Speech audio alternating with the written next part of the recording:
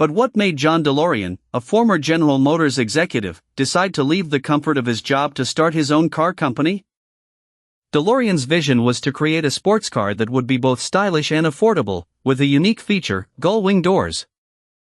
However, the production of the DeLorean was plagued by engineering delays and budget overruns, causing the assembly lines to start only in early 1981. The DeLorean was not only a car, but also a symbol of hope for the people of Northern Ireland, where the manufacturing plant was located.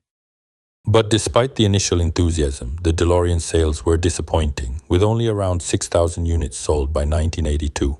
The company's financial struggles continued, and in January 1982, the United States Securities and Exchange Commission raised questions about the company's viability. The DeLorean's financial woes were further exacerbated by a lawsuit from Bank of America, which sought repayment of a loan.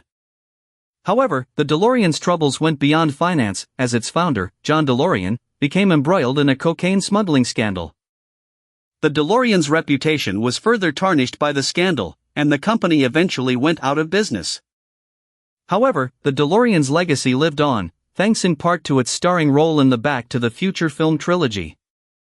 Today, a community of DeLorean enthusiasts continues to celebrate the car's unique design and history.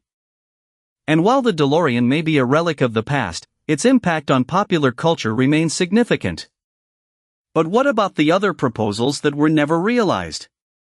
The DMC-44 was another proposal, this time for a lightweight 4x4 off-road vehicle.